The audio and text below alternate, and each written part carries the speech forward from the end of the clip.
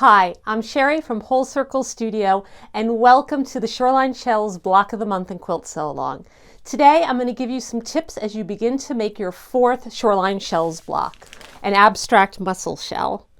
In addition to this video, be sure to refer to the tips included in the pattern as well as the links below to additional video tutorials. Let's get started. Before we start piecing block 4, I have just a quick tip for template assembly for this block, specifically for those of you who are making the circle layout option. When assembling my A piece, I found it easiest to tape paper piece 2 to 3, then 4 to 5, and then I taped together 2, 3 to 4, 5, and then added on piece 1 last. You'll find it's sort of like sewing together a patchwork quilt. One other thing for my friends who are making the circle layout of this quilt and are making the optional sea glass center. Remember to pay close attention to the pattern for the background templates because there are some throughout this pattern you won't need. For this block specifically, block 4, if you're making the optional sea glass center, you don't need to print pattern pages 8 and 9. As you'll see in the pattern, you don't need background template Z. Instead, you'll be using the sea glass wedge as indicated in the pattern. For both the circle and the grid options, you'll notice that in the fabric cutting charts, I give some tips for being efficient with your fabric. For this block, you'll see that I recommend first just cutting the fabric needed for paper piece B if making the circle option, or paper piece D shown here if making the grid option, and piecing those paper pieces first. You'll probably find that after completing these paper pieces and trimming them to the edge of the paper, that you'll have a good amount of background fabric to use when paper piecing A for the circle option or C for the grid option. One other tip and reminder that I found helpful: before trimming the pieces with large fabric sections like this one here, I like to put a little bit of water-soluble glue to secure the fabric to the paper. I find that my paper then won't shift and my trimming will be more accurate.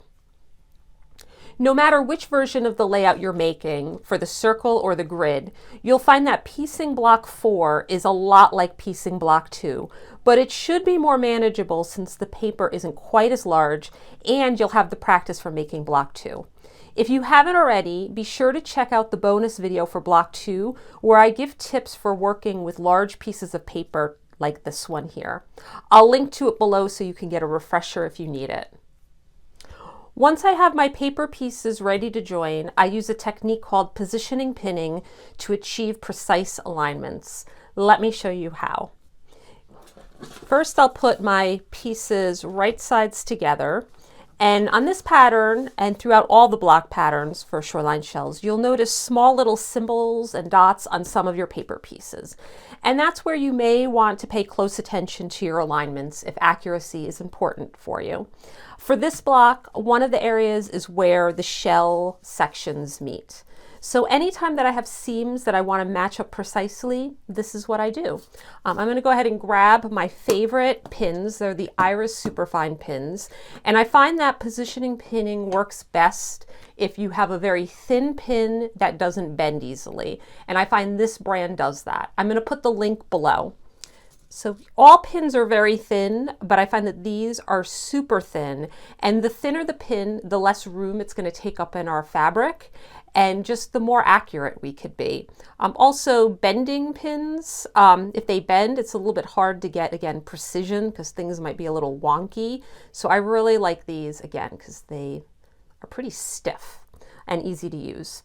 Okay, so I see that I have a dot here and I have a dot here. And again, this would work if you didn't have the dots. You would just need to kind of eyeball what you do want to align.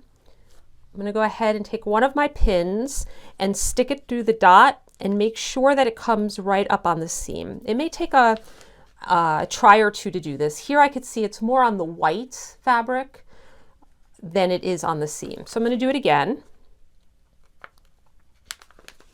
And that looks better. It's right on the seam. So I know I want to match this seam up with this seam right here where the other dot is.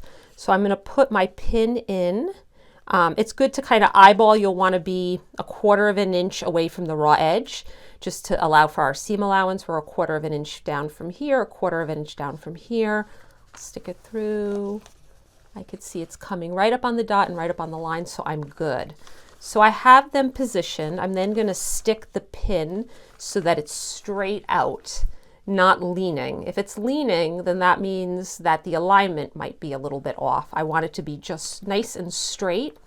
And then I'm going to take 2 more pins and I'm going to go through both pieces of paper and fabric. So essentially I'm just securing the 2 pieces together, and I'm going to do it on either side of the pin.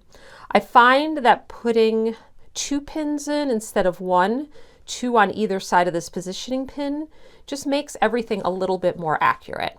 And then once the 2 pins are in securing the 2 pieces, I want to make sure, very important, to take out this positioning pin so that it doesn't get caught up in my sewing machine. I'm going to go ahead and do the same thing for the next critical alignment down here. Great, I got that in the first shot. That doesn't always happen. It's right on the seam, 1/4 of an inch from the raw edge.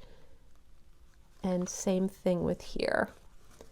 Okay, so I'm going to stick, make sure my pin is sticking straight out, and pin the 2 pieces together on either side of that positioning pin. And then I'm going to take that positioning pin out. And then what I like to do pretty much on all my paper pieces, again, all of this is optional. If you don't want to do it or take the time to pin, totally get it. I know a lot of people do not find any joy in this, so don't do it. Quilting should be all about having fun, and if you really dread something, that's not fun. But I like to be very accurate with my ends as well. So what I'll do is I'll stick a positioning pin at the point at the end of one piece, come up through the point of the other, have my positioning pin going straight,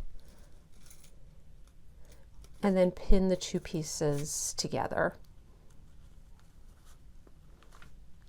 I'll then go ahead and do the same thing at the other end. And this one I find actually even more critical because it's a very long piece and I want to just make sure everything stays where I want it to stay. So I'm going to go ahead and go in at the corner, go in at the corner at the others. Again, sometimes it takes a couple of tries to get everything where I want it to be. And then again, here I find I only need to put 1 pin in. It's at the end. Okay. For these longer areas, they may be a little bit extra, sort of not laying super flat, because there are some extra seams in here. If my seam allowance was a little bit off or something was a little wonky, or if I cut a little bit wrong, one might be a little bit longer than others, but it doesn't look drastically off. So I kind of just flatten it out, split the difference, making sure everything, if there's extra room, that it's not all here, that it's kind of just evenly distributed. And then what I like to do, you could certainly just go ahead and pin it or just run it through the machine. I like to, again, maybe put 1, maybe even 2 on this longer piece pins. A positioning pin, I'll go through, not necessarily, there's nothing critical I'm aligning, but I'm going through 1/4 of an inch away from the raw edge on the line and matching it up on the others. That one I could see is off, so I'm going to shift it down. And this just makes sure that my seam allowances remain accurate. I find that taking the time to pin, it's just less fighting on the machine, less guessing. And I'll just adjust that. Again, on the longer pieces, they can kind of go a little wonky. And then I'll put my pin in once the edges are aligned how I want them, and pin together. Again, because it's not a critical alignment of 2 seams, I'll just put 1 pin in. And then I can go through and put another pin here if I wanted to, and here. Just less fighting I have to do on the machine. This I can just sew as is, or if I could put another pin in there. So I like to use this technique for most of my piecing, especially foundation paper piecing. I find that my results in the end are a lot more accurate. My block looks a lot nicer. In the end though, if your alignments aren't perfect and you don't want to use a seam ripper, remember that shells, especially abstract shells, are organic. And I think it fits the theme for the blocks to be perfectly imperfect. I can't wait to see your blocks come together. Thank you again for being here and for sewing along with us. I'll be back next month with more tips.